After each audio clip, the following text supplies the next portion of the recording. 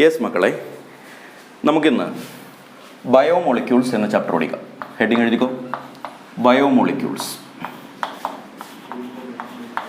Biomolecules എന്താ biomolecules? എഴുതി തുടങ്ങിക്കോ. ഫസ്റ്റ് പോയിന്റ് ആക്കിയിട്ട് എഴുതി തുടങ്ങിക്കോ. Biomolecules are macromolecules.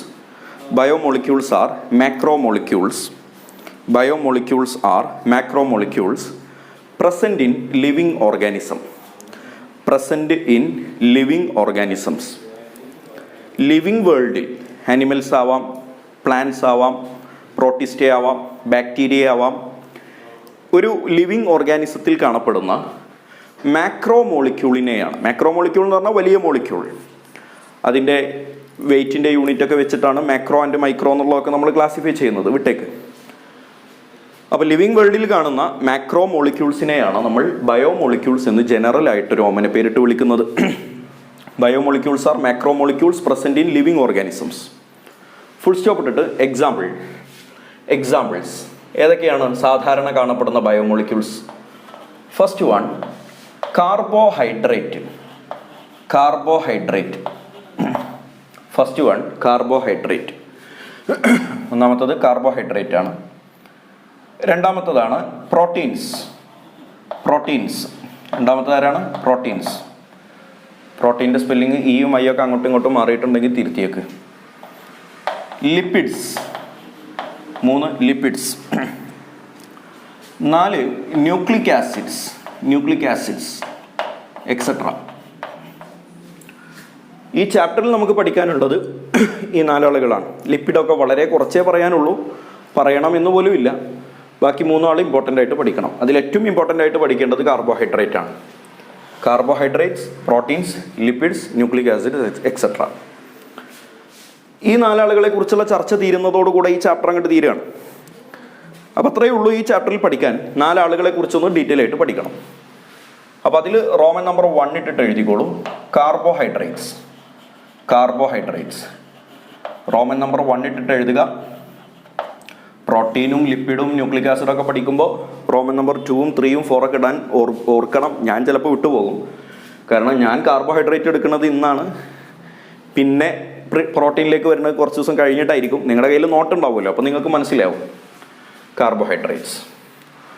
മക്കളെ, കാർബോഹൈഡ്രേറ്റ്സും ഹൈഡ്രോ കാർബൺസും തമ്മിലുള്ള ഡിഫറൻസ് നിങ്ങൾക്ക് അറിയാമെന്ന് വിചാരിക്കുന്നു. ഹൈഡ്രോ കാർബൺസ് നമ്മൾ +1 പഠിച്ചതാണ്. ഹൈഡ്രോ കാർബൺ എന്ന് പറയുമ്പോൾ അതിൽ ഹൈഡ്രജനും കാർബണും മാത്രമേ ഉണ്ടാവുള്ളൂ എലമെൻറ്റുകളായിട്ട്. ഹൈഡ്രജനും കാർബണും മാത്രമേ ഉണ്ടാവുള്ളൂ. പക്ഷെ അത് തിരിച്ചിട്ട് കഴിഞ്ഞാൽ ഇങ്ങനെ കാർബോഹൈഡ്രേറ്റ് എന്നാണല്ലോ നമുക്ക് പറയാം. കാർബോഹൈഡ്രേറ്റ് നേരെ തിരിച്ചിട്ടാൽ കാർബോഹൈഡ്രേറ്റ് ഒന്നും കിട്ടൂല. എന്നാലും നമുക്കൊരു കൺഫ്യൂഷൻ ഉണ്ടാവാൻ സാധ്യതയുള്ള 2 വാക്കുകളാണ് ഹൈഡ്രോ കാർബണും കാർബോഹൈഡ്രേറ്റ്. ഇവർ തമ്മിലുള്ള മെയിൻ വ്യത്യാസം ഇതാണ്. ഹൈഡ്രോ കാർബണിൽ ഹൈഡ്രജനും കാർബണും ഉള്ളൂ. പക്ഷെ കാർബോഹൈഡ്രേറ്റിൽ കാർബണുണ്ട്, ഹൈഡ്രജനും ഉണ്ട്, ഓക്സിജനും ഉണ്ട്. ഒരാൾ എക്സ്ട്രാ വരും. ആരാണ്? ഓക്സിജൻ. അത് ഓർക്കാൻ ഇങ്ങനെയാണ് ഓർക്കേണ്ടത്. കാർബോ എന്ന് പറഞ്ഞാൽ കാർബൺ ആണല്ലോ. ഹൈഡ്രേറ്റ് എന്ന വാക്കിനർത്ഥം വാട്ടർ എന്നാണ്, വെള്ളം. അപ്പോൾ ഹൈഡ്രേറ്റ് എന്ന് പറയുമ്പോൾ അവിടെ H2O എന്ന് ഓർക്കണം. അപ്പോൾ ടോട്ടൽ കാർബണും ഹൈഡ്രജനും ഓക്സിജനും ആയല്ലോ. അതുകൊണ്ട് തന്നെ കാർബണും വെള്ളവും തമ്മിൽ കൂടി ചേർന്നിട്ടുണ്ടാകുന്ന പ്രൊഡക്റ്റാണ് കാർബോഹൈഡ്രേറ്റ്. കാർബണും വെള്ളവും. അതുകൊണ്ട് തന്നെ അവരുടെ ജനറൽ ഫോർമുല നമുക്ക് ഇങ്ങനെ എഴുതാൻ പറ്റും.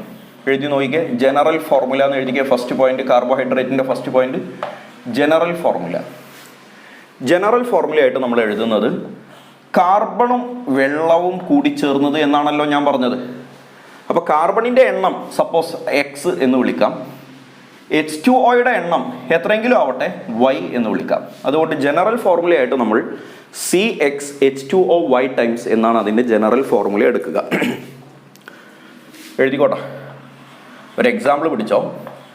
C6H12O6 ആരാള്? ഗ്ലൂക്കോസ് ആണല്ലേ.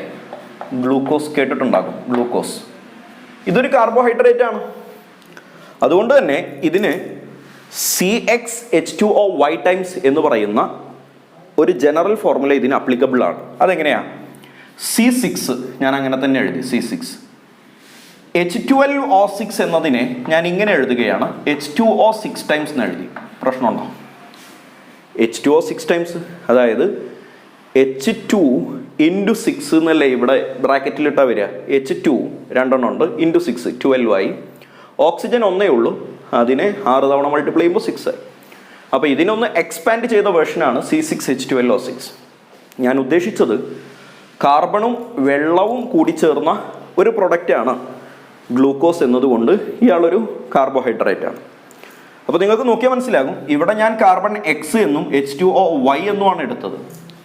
ഗ്ലൂക്കോസിൻ്റെ കേസ് വന്നപ്പോൾ അവിടെ എക്സും വൈയും ഈക്വൽ ആണ് എന്ന് കരുതി എല്ലായിടത്തും ഈക്വൽ ആവണം എന്നില്ല. ഈക്വൽ ആവാം, ആവാതിരിക്കാം. അതുകൊണ്ടാണ് ഞാനിവിടെ Y എന്നെടുത്തത്. അല്ലാതെ അവിടെ എക്സ് എന്ന് എടുത്തുകൂടാ സാറേ, ഇവിടെ രണ്ടിടത്തും സെയിം ആണല്ലോ എന്ന് നിങ്ങൾ പറയരുത്. കാര്യം എല്ലാ കേസിലും അങ്ങനെ സെയിം ആയിക്കൊള്ളണമെന്നില്ല. കുറച്ച് എക്സെപ്ഷൻസും ഉണ്ട് കേട്ടോ. എക്സെപ്ഷൻസ് എഴുതിക്കോ, എക്സെപ്ഷൻസ്. അതായത് ഈ ജനറൽ ഫോർമുല എന്ന് പറയുന്നത് കണ്ണടച്ച് അങ്ങോട്ട് പറയാൻ പറ്റൂല എന്നർത്ഥം. കണ്ണടച്ച് പറയാൻ പറ്റില്ല. ജനറൽ ഫോർമുല എന്ന് പറയുന്നത് കണ്ണടച്ച് പറയാൻ പറ്റില്ല. എല്ലായിടത്തും ഇത് അപ്ലിക്കബിൾ ആണ് എന്ന് നമുക്ക് പറയാൻ പറ്റില്ല. കുറച്ച് എക്സെപ്ഷൻസ് ഉണ്ട്. അതിൽ ഒന്നാമത്തെ എക്സെപ്ഷനാണ് റാംനോസ് എന്ന് പറയുന്ന ഒരാൾ. റാംനോസ് എഴുതിക്കോ, റാംനോസ് എന്ന് പറയുന്ന ഒരാൾ ഇതിനൊരു എക്സെപ്ഷനാണ്. റാംനോസ് അതിന് നേരെ എഴുതിക്കോ, it is a carbohydrate. Rhamnose എന്ന് പറയുന്നത് ഒരു കാർബോഹൈഡ്രേറ്റ് ആണ്. It is a carbohydrate having chemical formula C6H12O5. C6H12O5 ഇതാണ് അതിൻ്റെ ഫോർമുല, C6H12O5. അപ്പോൾ റാംനോസ് എന്ന് പറയുന്ന ആള് C6H12O5 എന്ന ഒരു ഫോർമുല ഉണ്ടായിട്ട് പോലും അയാൾ എന്താണ്? കാർബോഹൈഡ്രേറ്റ് ആണ്. ഇതിപ്പോൾ ഞാൻ ഈ പറഞ്ഞ ജനറൽ ഫോർമുലയുടെ അണ്ടറിൽ വരാത്ത ആളാണ്. മനസ്സിലായല്ലോ? ജനറൽ ഫോർമുല ഇല്ലാഞ്ഞിട്ട് പോലും അയാൾ ഒരു കാർബോഹൈഡ്രേറ്റ് ആണ്. രണ്ടാമത്തെ എക്സെപ്ഷൻ ഞാൻ പറയുന്നത് തിരിച്ചാണ്. അതായത് ചില മോളിക്യൂൾസിന് ഈ ജനറൽ ഫോർമുല ഉണ്ടാകും, പക്ഷെ അവർ കാർബോഹൈഡ്രേറ്റ് അല്ല. ഞാൻ നേരത്തെ എന്താ പറഞ്ഞേ? റാംനോസ് കാർബോഹൈഡ്രേറ്റ് ആണ്, ജനറൽ ഫോർമുല ഇല്ല. അങ്ങനെ ഒരു എക്സെപ്ഷൻ.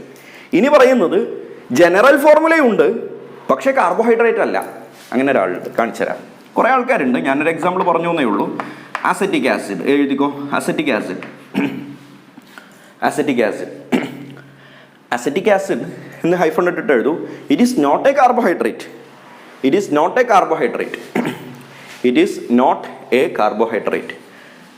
അസറ്റിക് ആസിഡ് ഒരു കാർബോഹൈഡ്രേറ്റ് അല്ല. എന്നിട്ട് നിങ്ങൾ അവിടെ നിർത്തും. ഞാൻ ഈ പറയുന്നത് ഒന്ന് കേൾക്ക്. അസറ്റിക് ആസിഡിൻ്റെ ഫോർമുല നിങ്ങൾക്ക് അറിയാമായിരിക്കും. CH3COOH എന്നാണ് അല്ലേ? അസറ്റിക് ആസിഡ് വിനാഗിരി, CH3COOH എന്നാണ് അതിൻ്റെ ഫോർമുല. അപ്പോൾ ഞാൻ അതിൻ്റെ എണ്ണം ഞാൻ ഇങ്ങോട്ടൊന്ന് എടുത്തെഴുതിയാൽ കാർബൺ 2 ഉള്ളത് കൊണ്ട് C2 എന്ന് എഴുതി, ഹൈഡ്രജൻ 3, 1, 4 ഉള്ളത് കൊണ്ട് H4 എന്ന് എഴുതി, ഓക്സിജൻ 2 ഉള്ളത് കൊണ്ട് O2 എന്ന് എഴുതി. അപ്പോൾ C2H4O2 കണ്ടോ? C2H4O2 എന്നതിനെ നമുക്ക് ഈ ഒരു ജനറൽ ഫോർമുലയിലേക്ക് മാറ്റാൻ പറ്റും. എങ്ങനെ ഉണ്ടാകും? C2H2O ട്വൈസ് എന്ന് വേണമെങ്കിൽ ഇതിനെ റീറൈറ്റ് ചെയ്യാൻ പറ്റും. അപ്പോൾ ഇതിൻ്റെ ഒരു എക്സ്പാൻഡഡ് വേർഷൻ ആണല്ലോ ഇത്. അപ്പോൾ നിങ്ങൾക്ക് നോക്കിയാൽ മനസ്സിലാകും, അസറ്റിക് ആസിഡിന് കാർബോഹൈഡ്രേറ്റിന് വേണ്ടി നമ്മൾ പറഞ്ഞ ജനറൽ ഫോർമുലയുണ്ട്, പക്ഷേ it is not a carbohydrate. Acetic ആസിഡിന് എഴുതിയിട്ട് നിങ്ങൾ എന്ത് എഴുതിയേ? It is not a carbohydrate but having chemical formula C2H4O2 എഴുതൂ. But having chemical formula C2H4O2 എന്നുള്ള കെമിക്കൽ ഫോർമുല അദ്ദേഹത്തിനുണ്ട്. എഴുതിയല്ലോ. But having chemical formula C2H4O2. അത് ജനറൽ കെമിക്കൽ ഫോർമുലയുടെ അണ്ടറിൽ വരും എന്നുള്ളത് ഓർത്താൽ മനസ്സിലാവും. അടുത്തത് ഇത്രയും എഴുതിയിട്ട് നിങ്ങൾ എഴുതേണ്ടത് ക്ലാസിഫിക്കേഷൻ ഓഫ് കാർബോഹൈഡ്രേറ്റ്. കാർബോഹൈഡ്രേറ്റിനെ നമുക്ക് എത്ര തരം തിരിക്കാം? ക്ലാസിഫിക്കേഷൻ മക്കളെ, മെയിനായിട്ട് നമ്മൾ 3 തരംതിരിക്കുന്നത്. 1, 2, 3. ആരും എഴുതണ്ട. 1, 2, 3 ശ്രദ്ധിച്ച് കണ്ടോട്ടോ.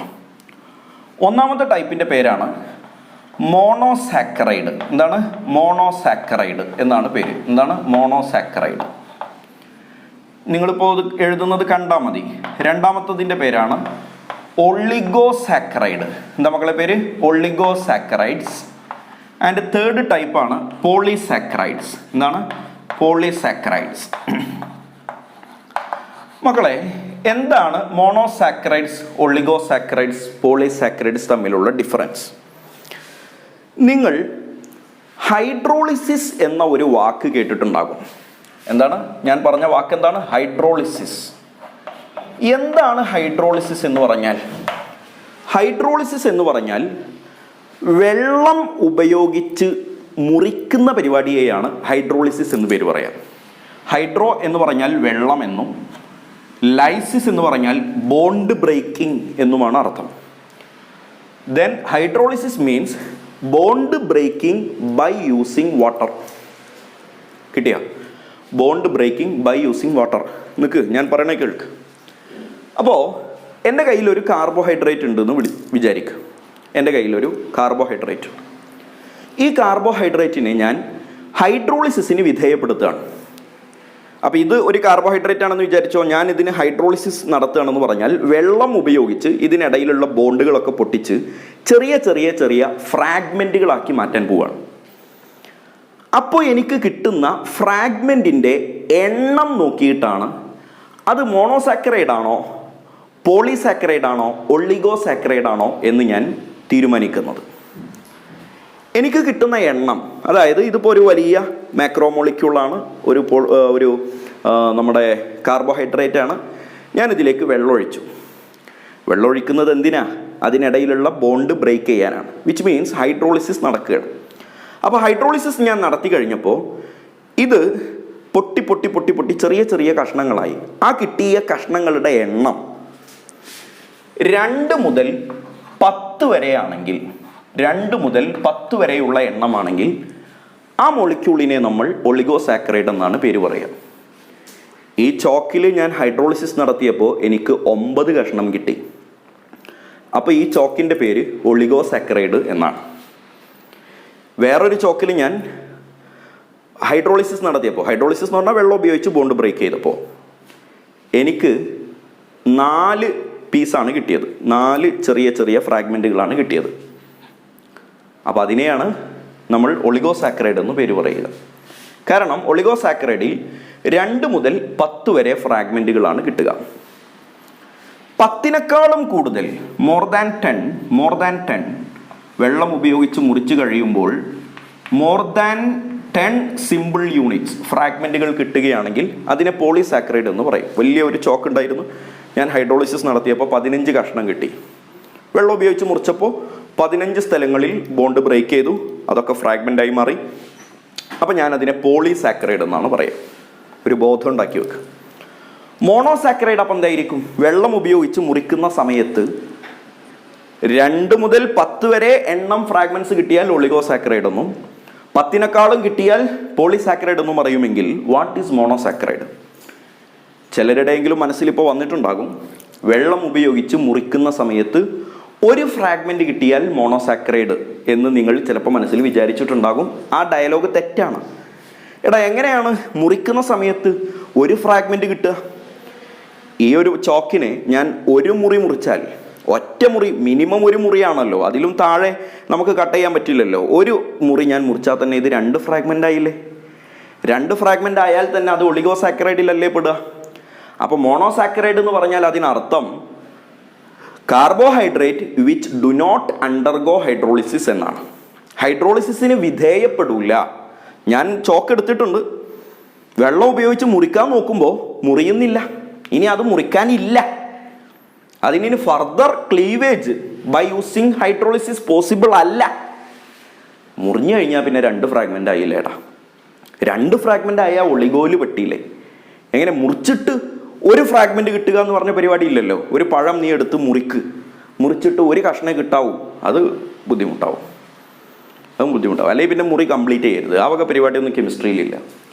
അപ്പോൾ വാട്ട് ഈസ് മോണോസാക്കറൈഡ്സ് എന്ന ചോദ്യത്തിൻ്റെ ഡെഫിനിഷൻ ഇങ്ങനെയാണ്: carbohydrates which do not undergo hydrolysis. What is oligosaccharides എന്ന ചോദ്യത്തിൻ്റെ ഉത്തരം ഇങ്ങനെയാണ്: carbohydrate which give 2 to 10 monosaccharides on hydrolysis. ഞാൻ പറഞ്ഞു മനസ്സിലായോ? ചെറിയ ചെറിയ ഫ്രാഗ്മെൻറ്റ് കിട്ടുമെന്ന് ഞാൻ പറഞ്ഞില്ലേ, ആ ഓരോ ഫ്രാഗ്മെൻറ്റും എന്തായിരിക്കും, ഓരോ മോണോസാക്കറൈഡ് ആയിരിക്കും. അപ്പോൾ ഞാൻ 10 പീസ് കിട്ടിയെന്ന് പറഞ്ഞു, ആ പീസിനെ ഞാൻ ഇനി മോണോസാക്കറൈഡ് എന്നാണ് വിളിക്കുക, ഫ്രാഗ്മെൻറ്റ് എന്ന് പറയില്ല. ഓരോ ഫ്രാഗ്മെൻറ്റ് എന്നോ ഓരോ കഷ്ണം എന്നൊന്നും പറയണ്ട, ഒന്ന് ഉഷാറാക്കിയിട്ട് പറ. ഒളിഗോസാക്കറൈഡ് എന്ന് പറഞ്ഞാൽ മുറിച്ച് കഴിഞ്ഞാൽ 2 മുതൽ 10 വരെ സിമ്പിൾ യൂണിറ്റ്സ് കിട്ടും. എന്താണ് ആ സിമ്പിൾ യൂണിറ്റ്സ്? മോണോസാക്കറൈഡ് ആണല്ലോ സിമ്പിൾ യൂണിറ്റ്സ്. അപ്പോൾ ഓൺ ഹൈഡ്രോളിസിസ് 2 to 10 മോണോസാക്കറൈഡ്സ് തരുന്ന ആളുകളെയാണ് ഒളിഗോസാക്കറൈഡ്സ് എന്ന് പറയുക. മോർ ദാൻ 10 മോണോസാക്കറൈഡ്സ് കിട്ടിക്കഴിഞ്ഞാൽ അതിനെ പോളിസാക്കറൈഡ് എന്നാണ് പേര് പറയുക. പഠിച്ചല്ലോ, അപ്പോൾ ഒന്ന് എഴുതി വെച്ചോ. മോണോസാക്കറൈഡ്സ് ഫസ്റ്റ് വൺ, ക്ലാസിഫിക്കേഷനിൽ ഫസ്റ്റ് വൺ മോണോസാക്കറൈഡ്സ് ഹൈഫൺ ഇട്ടിട്ട് എഴുതി വെച്ചോ. എന്താണ് മോണോസാക്കറൈഡ് എന്ന് എഴുതുന്നത്? കാർബോഹൈഡ്രേറ്റ്സ്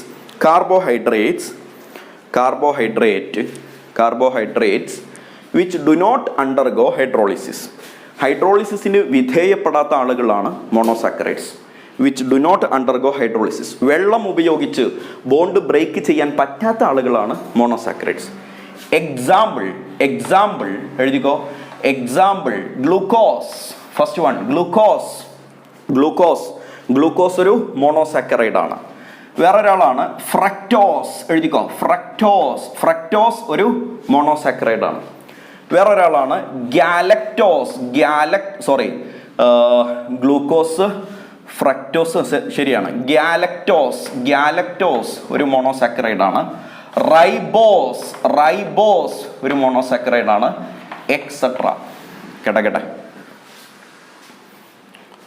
എഴുതിയോ? ഗ്ലൂക്കോസ്, ഫ്രക്ടോസ്, ഗ്യാലക്ടോസ്, റൈബോസ് ഇവരെല്ലാവരും മോണോസാക്കറൈഡിന് എക്സാമ്പിൾസ് ആണ്. നെക്സ്റ്റ് ഒളിഗോസാക്കറൈഡ്സ്. നെക്സ്റ്റ് ഒളിഗോസാക്കറൈഡ്സ് എഴുതിക്കോ. എന്താണ് ഒളിഗോസാക്കറൈഡ്സിന്റെ definition? Carbohydrates which give 2 to 10 which give 2 to 10 monosaccharides on hydrolysis. 2 to 10 monosaccharides on hydrolysis. 2 to 10 monosaccharides on hydrolysis. Example പഠിച്ചോ.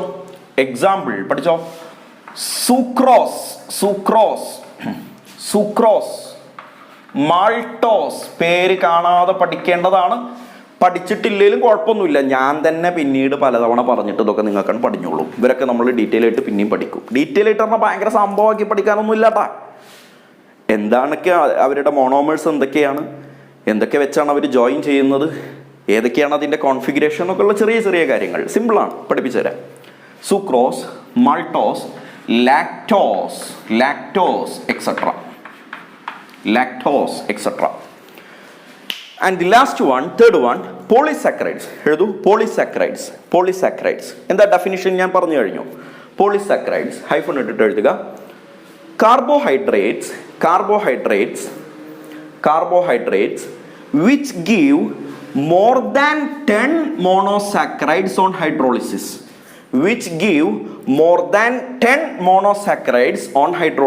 മുറിച്ചു കഴിഞ്ഞാൽ 10-ലധികം ചെറിയ യൂണിറ്റിനെയാണ് നമ്മൾ മോണോസാക്കറൈഡ് എന്ന് പേര് പറയുക.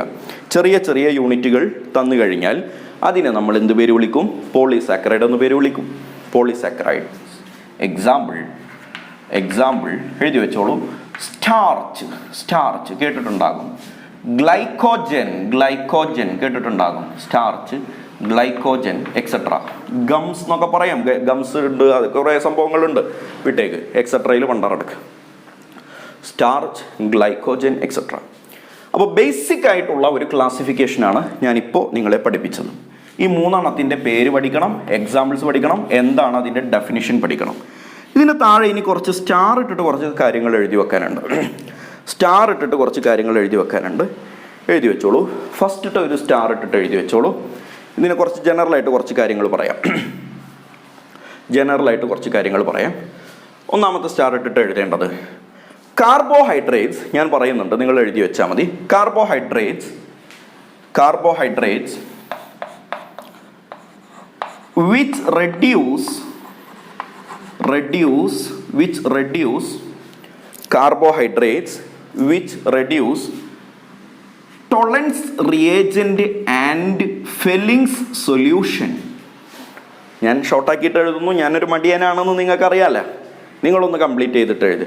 ടോളൻസ് റിയേജൻറ്റ് ആൻഡ് ഫെല്ലിങ്സ് സൊല്യൂഷൻ. ഫെല്ലിങ്സിൻ്റെ ഒക്കെ സ്പെല്ലിംഗ് അറിയാമെന്ന് വിചാരിക്കുന്നു. നമ്മൾ പഠിച്ചിട്ടുണ്ടോയെന്നറിയില്ല. ഫെല്ലിങ്സ് കേട്ടോ. ടോളൻസ് റിയേജൻറ്റും ഫെല്ലിങ്സ് സൊല്യൂഷനൊക്കെ ആൽഡിഹൈഡ്സിൽ പഠിപ്പിച്ചതാണ്. പഠിച്ചിട്ടുണ്ടോയെന്നറിയില്ല. Fellings solution, Tollens reagent and Fellings solution, carbohydrates which reduce Tollens reagent and Fellings solution are called reducing sugars.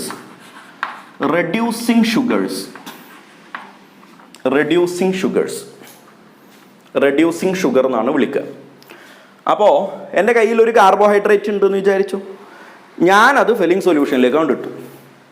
Felling സൊല്യൂഷന് positive test കാണിച്ചു. വിച്ച് മീൻസ് ഇതിൻ്റെ felling സൊല്യൂഷനെ reduce ചെയ്തു. ഫെല്ലിംഗ്സ് ടെസ്റ്റൊക്കെ ഞാൻ മുമ്പ് പഠിപ്പിച്ചതാ. അപ്പോൾ ഫെല്ലിംഗ് സൊല്യൂഷനെയോ ടോളൻസ് റിയേജൻറ്റിനെയോ റെഡ്യൂസ് ചെയ്ത് കഴിഞ്ഞാൽ എൻ്റെ കയ്യിലുള്ള കാർബോഹൈഡ്രേറ്റിനെ ഞാൻ റെഡ്യൂസിങ് ഷുഗർ എന്നാണ് പേര് വിളിക്കുക. Reducing sugar. ഫുൾ സ്റ്റോപ്പ് ഇട്ടിട്ട് എഴുതുക. Others are non-reducing.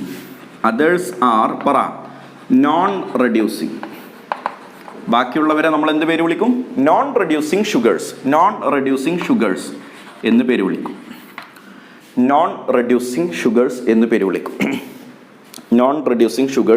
വിളിക്കും.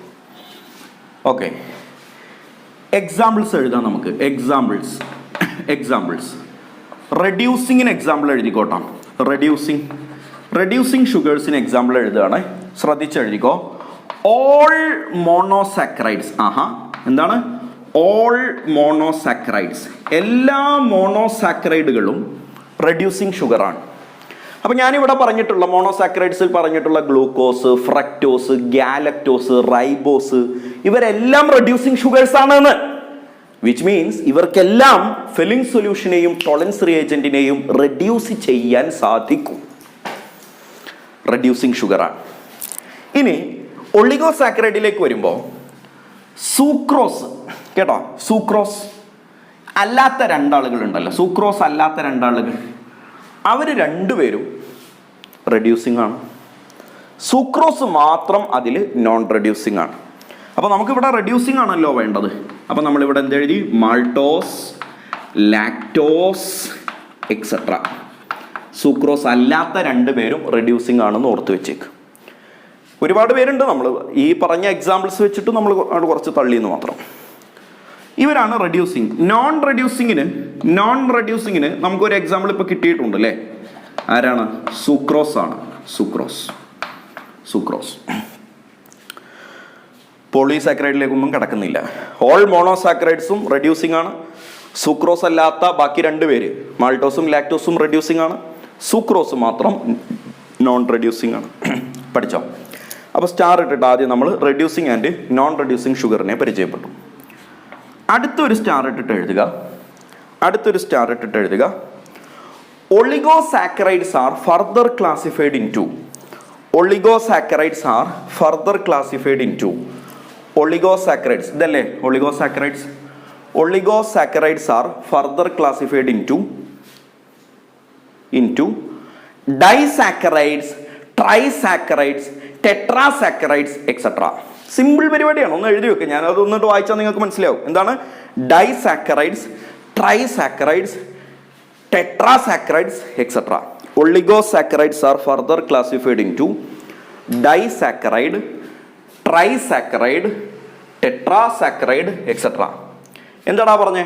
എടാ ഒളിഗോസാക്കറൈഡ് എന്ന് പറഞ്ഞാൽ 2 മുതൽ 10 വരെ മോണോമറിനെ തരും. മോണോമർ എന്ന് പറഞ്ഞാൽ ഇവിടുത്തെ മോണോമർ ആരാണ്? മോണോസാക്കറൈഡുകളാണ്. മോണോസാക്കറൈഡുകളെ തരും എന്നാണല്ലോ നമ്മൾ ജനറലായിട്ട് പഠിച്ചത്.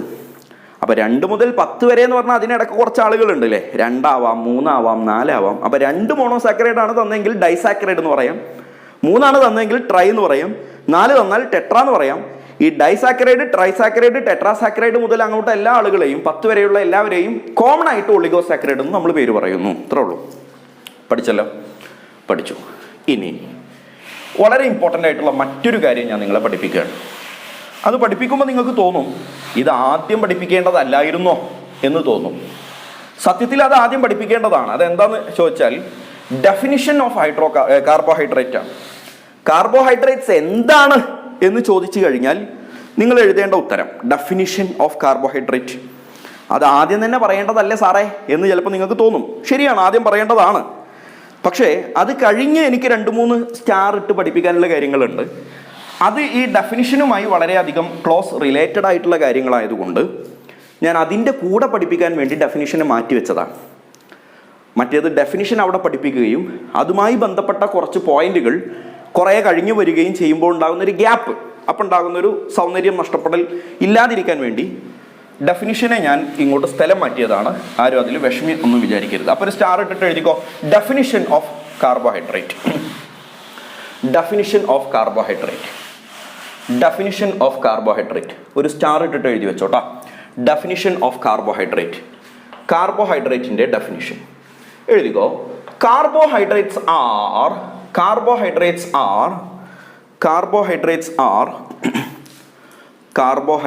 R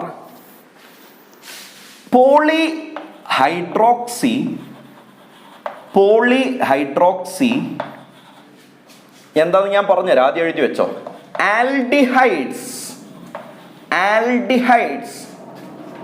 or ketones polyhydroxy aldehydes or ketones or ഈ ഓർ ഒന്ന് വലുതാക്കിയിട്ട് എഴുത്, ഈ ഓർ എന്നുള്ളതൊന്ന് വലുതാക്കിയിട്ട് എഴുത്, ക്യാപിറ്റൽ ലെറ്ററിൽ എഴുത്. or compounds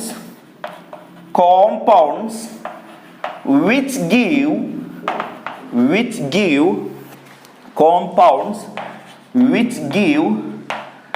such units, ഞാൻ പറഞ്ഞു തരട്ടെ, പേടിക്കണ്ട. such units on hydrolysis എന്താണ്? Carbohydrates are polyhydroxy aldehydes or ketones or compounds which give such units on hydrolysis. പറഞ്ഞുതരാം. ആദ്യത്തെ ഈ വലിയ ഓറിൻ്റെ മുമ്പുള്ള സ്റ്റേറ്റ്മെൻറ്റുകൾക്ക് കാർബോഹൈഡ്രേറ്റ്സ് ആർ പോളിഹൈഡ്രോക്സി, ഓരോ വാക്കും പരിചയപ്പെട്ടോ. പോളിഹൈഡ്രോക്സി എന്താ വാക്കിനർത്ഥം? എടാ, ഹൈഡ്രോക്സി എന്ന വാക്കിനർത്ഥം OH ഗ്രൂപ്പ് ഉള്ളത് എന്നാണ്. ഹൈഡ്രോക്സി എന്ന വാക്കിനർത്ഥം OH ഗ്രൂപ്പ് ഉള്ളത് എന്നാണ്. പോളിഹൈഡ്രോക്സി എന്ന് പറഞ്ഞാൽ ഒന്നിലധികം ഹൈഡ്രോക്സി ഗ്രൂപ്പുകളുണ്ട്, ഒന്നിലധികം എന്തുണ്ട്? OH ഗ്രൂപ്പുകളുണ്ട്. ഒരുപാട് OH ഗ്രൂപ്പുകൾ ഉണ്ടാകും എന്നതാണ് ആദ്യത്തെ പോയിന്റ്. അത് എക്സാമ്പിൾ കാണുമ്പോൾ അല്ലെങ്കിൽ ഗ്ലൂക്കോസിനെ നന്നായിട്ട് പഠിക്കുമ്പോഴൊക്കെ നിങ്ങൾക്ക് പിന്നീട് മനസ്സിലാവും. ഇപ്പം അത് വിട്ടേക്ക്, ഈ ഡയലോഗ് പഠിക്ക്. കാർബോഹൈഡ്രേറ്റ്സ് ആർ പോളിഹൈഡ്രോക്സി മീൻസ് ഒന്നിലധികം എന്തുണ്ട്? ഹൈഡ്രോക്സി ഗ്രൂപ്പ് ഉണ്ട്, വിച്ച് മീൻസ് OH ഗ്രൂപ്പ് ഉണ്ട്. പിന്നെന്താ? ആൽഡിഹൈഡ്സ് ആണ്, അതായത് അതിലുള്ള ഫങ്ഷണൽ ഗ്രൂപ്പ് ഒന്നിരിക്കൽ ആൽഡിഹൈഡ് ആവാം, CHO ഫങ്ഷണൽ ഗ്രൂപ്പ് ആവാം, ഓർ കീറ്റോൺസ് അല്ലെങ്കിൽ CO ഫങ്ഷണൽ ഗ്രൂപ്പ് ആവാം. അപ്പം നിർബന്ധമായി ഉണ്ടാവേണ്ട 2 കാര്യങ്ങളാണ്. ഒന്ന്, പോളിഹൈഡ്രോക്സി ആയിരിക്കണം, വിച്ച് മീൻസ് ഒന്നിലധികം OH ഗ്രൂപ്പ് ഉണ്ടായിരിക്കണം. 2, ആൽഡിഹൈഡ് ഗ്രൂപ്പോ അല്ലെങ്കിൽ കീറ്റോൺ ഗ്രൂപ്പോ ഉണ്ടായിരിക്കണം, CHO ഗ്രൂപ്പോ CO ഗ്രൂപ്പോ ഉണ്ടായിരിക്കണം. ഇങ്ങനെ ഈ കാര്യങ്ങൾ ഒരാൾ സാറ്റിസ്ഫൈ ചെയ്താൽ അവരെ നമ്മൾ കാർബോഹൈഡ്രേറ്റ് എന്ന് പേര് വിളിക്കും. ഇനി ഓറ് കഴിഞ്ഞതിനുള്ള ശേഷമുള്ള സെന്റൻസ് എന്ന് വായിച്ചേ. Compounds which give such units on hydrolysis. ഇപ്പം ഈ ഒരു കോമ്പൗണ്ട്, ഇത് എൻ്റെ കയ്യിലൊരു കോമ്പൗണ്ട് ഉണ്ട്. ഈ കോമ്പൗണ്ട് എടുത്ത് നോക്കിയപ്പോൾ അതിൽ ആൽഡിഹൈഡും കീറ്റോണും ഒന്നും ശരിക്കും ഇങ്ങോട്ട് കാണുന്നില്ല. വിചാരിക്കും ആൽഡിഹൈഡ് ആണോ കീറ്റോണോ എന്നൊന്നും ശരിക്കും മനസ്സിലാവണില്ല. അപ്പം ഞാൻ എന്ത് ചെയ്തു? അതിലേക്ക് കുറച്ച് വെള്ളം ഒഴിച്ചിട്ട് ആൽഡിഹൈഡ് ആണോ കീറ്റോൺ ആണോ മനസ്സിലാവണില്ലെങ്കിൽ പിന്നെ അവരെ കാർബോഹൈഡ്രേറ്റ് എന്ന് വിളിക്കാൻ നിലവിൽ നമുക്ക് അനുവാദമൊന്നും ഇല്ലല്ലോ. ഞാനിപ്പോൾ ഈ പറഞ്ഞ ഈ ഒരു ഡെഫിനിഷൻ്റെ അണ്ടറിൽ ഇപ്പോൾ അയാൾ വന്നിട്ടില്ല. പക്ഷേ ഞാനിതിലേക്ക് വെള്ളം ഒഴിച്ച് കഴിഞ്ഞപ്പോൾ ഹൈഡ്രോളിസിസ് നടത്തിയപ്പോൾ ചെറിയ ചെറിയ ചെറിയ ഫ്രാഗ്മെൻ്റായി മാറി. ആ ഫ്രാഗ്മെൻറ്റിൽ എന്തുണ്ട്? ആൽഡിഹൈഡ് ഉണ്ട്, അല്ലെങ്കിൽ കീറ്റോൺ ഉണ്ട്, പോളിഹൈഡ്രോക്സിയാണ്. അപ്പോൾ ഹൈഡ്രോളിസിസ് നടന്നു കഴിഞ്ഞാൽ ഇത്തരത്തിലുള്ള ഒരു യൂണിറ്റ് കിട്ടുമെങ്കിൽ അതിനെയും നമുക്ക് എന്ത് പേര് വിളിക്കാം? കാർബോഹൈഡ്രേറ്റ് എന്ന് പേര് വിളിക്കാം. Carbohydrates are polyhydroxy aldehydes or ketones or compounds which give such units on hydrolysis. ഇതുപോലെയുള്ള യൂണിറ്റുകൾ ഹൈഡ്രോളിസിസ് നടത്തി കഴിയുമ്പോൾ തരുമെങ്കിൽ അവരെയും നമുക്ക് കാർബോഹൈഡ്രേറ്റ് എന്ന് പേര് വിളിക്കാം. അപ്പോൾ നിങ്ങൾ ഒരു കാര്യം ഇവിടെ ഓർക്കേണ്ടത്, ഒരാൾ കാർബോഹൈഡ്രേറ്റ് ആണ് എന്ന് പറയുമ്പോൾ നിർബന്ധമായിട്ടും അതിലൊരു ആൽഡിഹൈഡ് ഗ്രൂപ്പോ അല്ലെങ്കിൽ കീറ്റോ ഗ്രൂപ്പോ വേണം.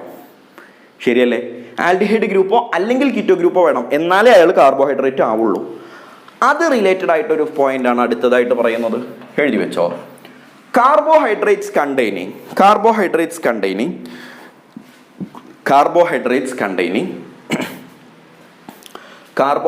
കണ്ടെയ്നിങ്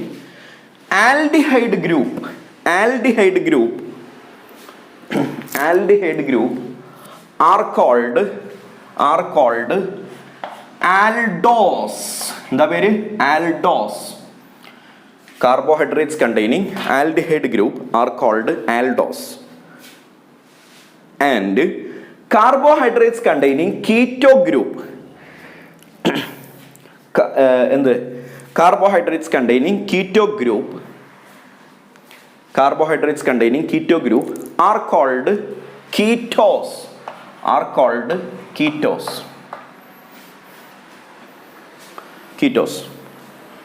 ഇപ്പൊ ഞാനൊരു എക്സാമ്പിൾ പറയാം. ഗ്ലൂക്കോസ് എന്ന് പറയുന്നത് ഒരു ആൽഡോസ് ഷുഗർ ആണെന്നാ പറയാം.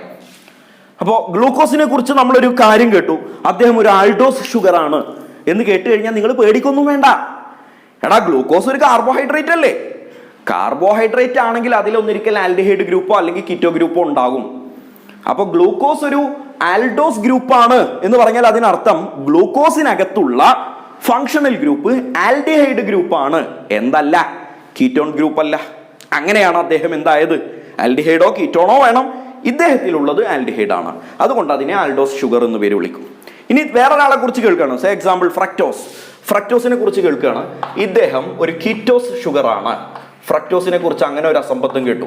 നാട്ടിലിറങ്ങിയപ്പോൾ ചായക്കടയിൽ ഇരുന്നിട്ട് ആരോ പറയുന്നത് കേട്ടു, എന്ത് ഫ്രക്ടോസ് ഒരു കീറ്റോസ് ആണത്രയെന്ന്, അവൻ അങ്ങനെയാണത്ര, ഇവൻ ഇങ്ങനെയാണത്ര എന്നൊക്കെ ഉള്ള പറഞ്ഞു കഴിഞ്ഞിട്ടേ കൊറോണ ആയപ്പോൾ ആളുകളൊന്നും പുറത്തിറങ്ങണില്ല, ആൾക്കാരെ കുറിച്ച് പറയാനുള്ള വകുപ്പ് കിട്ടണില്ല. അപ്പൊ പിന്നെ നേരെ കെമിസ്ട്രിക്കാരുടെ നെഞ്ചോസ് ആണത്രേ. നിങ്ങൾ പേടിക്കേണ്ട, അവർ പറഞ്ഞ സത്യമാണ്. വിച്ച് മീൻസ് ഫ്രക്ടോസ് ഒരു കാർബോഹൈഡ്രേറ്റ് ആയത് ഒരു കീറ്റോൺ ഫങ്ഷണൽ ഗ്രൂപ്പ് അതിലുള്ളത് കൊണ്ടാണ് എന്നാണ് അതിനർത്ഥം.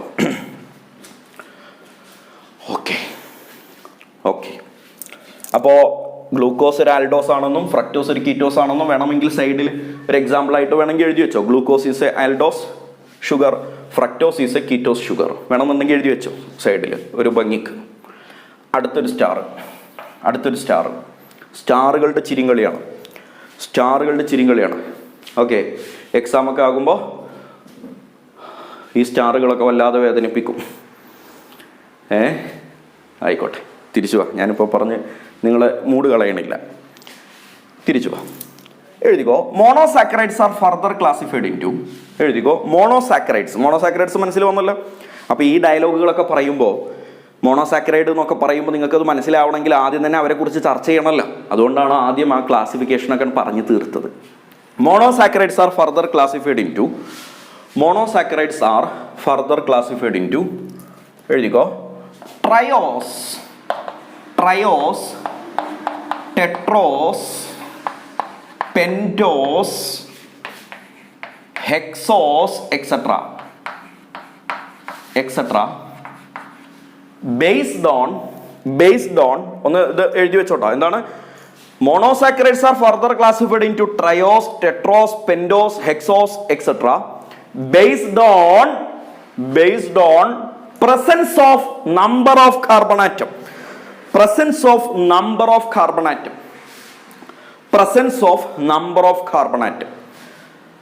അപ്പൊ ഒരാളെ കുറിച്ച് നിങ്ങൾ കേട്ടു, അയാൾ ട്രയോസ് ആണെന്ന് കേട്ടു. പേടിക്കണ്ട, അതിൽ 3 കാർബൺ ഉണ്ട് എന്നാണ് അതുകൊണ്ട് ഉദ്ദേശിച്ചത്. വേറൊരു മോണോസാക്കറൈഡിനെ കുറിച്ച് കേൾക്കുകയാണ്, ഹെക്സോസ്. പേടിക്കണ്ട, അതിൽ 5 കാർബൺ ആറ്റം ഉണ്ട് എന്നാണ് അതുകൊണ്ട് ഉദ്ദേശിച്ചത്. അപ്പൊ ചിലർ ചോദിക്കും, അല്ല സാറേ, ഇപ്പൊ ഞാൻ കാർബണിന്റെ കഥ പറഞ്ഞാൽ ഞാൻ പറയാം കാർബൺ ഒരു ഹെക്സോസ് ആണ്. അപ്പോൾ ചിലർ ചോദിക്കും, അല്ല സാറേ നേരത്തെ കാർബൺ അല്ല, സോറി, ഗ്ലൂക്കോസിനെ കുറിച്ചാണ് ഞാൻ പറയുന്നത്. ഗ്ലൂക്കോസ് ഒരു ഹെക്സോസ് ആണ്. ചിലർ ചോദിക്കും, അല്ല സാറേ ഈ ഗ്ലൂക്കോസിനെ അല്ല സാറേ നേരത്തെ ആൾഡോസ് എന്ന് പറഞ്ഞേ? അതെ. അപ്പോൾ ഇവിടെ ഹെക്സോസ് എന്ന് പറഞ്ഞു? അതെ. അങ്ങനെ ഒരാൾക്ക് 2 പേരുണ്ടാവുക? എടാ മോനൂസേ, ഗ്ലൂക്കോസ് ഹെക്സോസ് ആണ്, അറ്റ് ദി സെയിം ടൈം അത് ആൽഡോസുമാണ്. ആൽഡോസ് എന്ന് പറഞ്ഞാൽ അതിനർത്ഥം ഗ്ലൂക്കോസിലുള്ള ഫങ്ഷണൽ ഗ്രൂപ്പ് ആൽഡിഹൈഡ് ഗ്രൂപ്പാണ് എന്നേ അതുകൊണ്ട് ഉദ്ദേശിച്ചിട്ടുള്ളൂ. ഹെക്സോസ് എന്ന് പറഞ്ഞാൽ അതിനർത്ഥം ഗ്ലൂക്കോസിനകത്ത് 6 കാർബൺ ഉണ്ട് എന്നാണ് അതുകൊണ്ട് ഉദ്ദേശിച്ചത്. അപ്പോൾ ജനറലായിട്ട് നമുക്ക് വേണമെങ്കിൽ ഇങ്ങനെ പറയാം, ഗ്ലൂക്കോസ്, നോക്കിക്കേ, ഗ്ലൂക്കോസ് ഈസ് എ ആൽഡോഹെക്സോസ് എന്നാണ് ജനറലായിട്ട് പറയാം. അപ്പോൾ അതിൽ 2 വന്നു. എന്തായി? ആൽഡോഹെക്സോസ്, വിച്ച് മീൻസ് അതിൽ ആൽഡിഹൈഡ് ഗ്രൂപ്പും ഉണ്ട്, 6 കാർബണും ഉണ്ട്. കണ്ടാ, ആ പേരുകളിൽ കാര്യങ്ങൾ കിടക്കുന്നുണ്ട്. അപ്പോൾ ഗ്ലൂക്കോസ് എന്താണ്? ഒരു ആൽഡോഹെക്സോസ് ആണ് എന്നാണ് അർത്ഥം പറയാ. അപ്പോൾ താഴെ വേണമെന്നുണ്ടെങ്കിൽ എക്സാമ്പിൾ എന്ന് പറഞ്ഞിട്ട് വേണമെന്നുണ്ടെങ്കിൽ ഇങ്ങനെ എഴുതിക്കോ, എക്സാമ്പിൾസ്. ഗ്ലൂക്കോസ് എന്താണ്? ഒരു ആൽഡോഹെക്സോസ് ആണ്. ഗ്ലൂക്കോസ് ആൽഡോഹെക്സോസ് ആണ്. ഞാൻ നിങ്ങളോട് പറയട്ടെ മക്കളെ, ഫ്രക്ടോസിനെ കുറിച്ച് ഞാൻ നിങ്ങളോട് പറയട്ടെ. ഫ്രക്ടോസിൽ കീറ്റോ ഗ്രൂപ്പാണെന്നാണ് ഞാൻ പറഞ്ഞത്. പക്ഷെ അതിലും 6 കാർബണാണ്. അപ്പോൾ അതിനെ നമ്മൾ എന്ത് പേര് വിളിക്കും? കീറ്റോ ഹെക്സോസ് എന്ന് പേര് വിളിക്കുന്നു. കീറ്റോ ഹെക്സോസ്, കണ്ടോ, ആൽഡോ മാറി അത് കീറ്റോ ഹെക്സോസ് ആയി, കണ്ടോ. അപ്പോൾ ഗ്ലൂക്കോസിലും ഫ്രക്ടോസിലും 6 കാർബൺ ആയതുകൊണ്ട് രണ്ടിനെയും ഹെക്സോസ് എന്ന് വിളിക്കാം. പക്ഷെ ഫങ്ഷണൽ ഗ്രൂപ്പിൽ വ്യത്യാസമുള്ളത് കൊണ്ട് ഇത് ആൽഡോ ഹെക്സോസ് ആയി, ഇത് കീറ്റോ ഹെക്സോസ് ആയി. ഇനി ഒരാൾ വന്നിട്ട് പറയാണ് നിങ്ങളോട്, ഒരാൾ കീറ്റോ പെൻറ്റോസ് ആണെന്ന് പറഞ്ഞു. പേടിക്കണം. കീറ്റോ പെൻറ്റോസ് എന്ന് ഒരുത്തിനെ കുറിച്ചിട്ട് പറയാണ്, കീറ്റോ പെൻറ്റോസ് എന്ന്. പേടിക്കണ്ടടാ. Keto means functional group ketone ആണ്. പെൻറ്റോസ് മീൻസ് അതിൽ 5 കാർബൺ ഉണ്ട്. ഇത്രയല്ലേ ഉള്ളൂ. സിമ്പിളാണ്. ഇത്രയും കാര്യങ്ങൾ പഠിച്ചു വെച്ചേക്കുക. ലാസ്റ്റ് ഒരു പോയിന്റും കൂടി എഴുതാനുണ്ട്. In oligo and polysaccharides,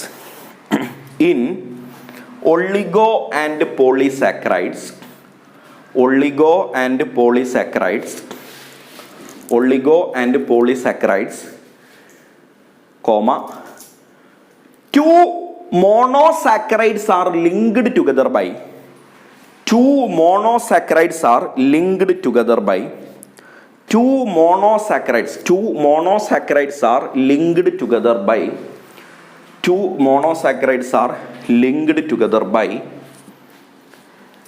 a glycosidic linkage.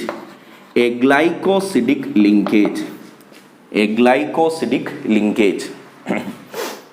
2 മോണോസാക്കറൈഡുകൾ തമ്മിൽ കൂടിച്ചേർന്നിരിക്കുന്നത് ഒരു ഗ്ലൈക്കോസിഡിക് ലിങ്കേജ് വഴിയാണ്. 2 monosaccharides are linked together by a glycosidic linkage. മക്കളെ ഇവിടെ നോക്ക്.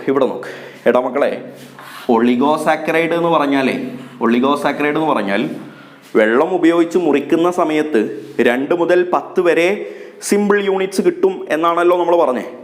വിച്ച് മീൻസ് അതിൽ 2 മുതൽ 10 വരെ സിമ്പിൾ യൂണിറ്റുകൾ ഇങ്ങനെ കണക്ട് ചെയ്ത് കിടപ്പുണ്ട്. നമ്മൾ വെള്ളം ഒഴിച്ച് കഴിഞ്ഞാൽ അത് മുറിഞ്ഞു പോകും, അത്രയല്ലേ ഉള്ളൂ.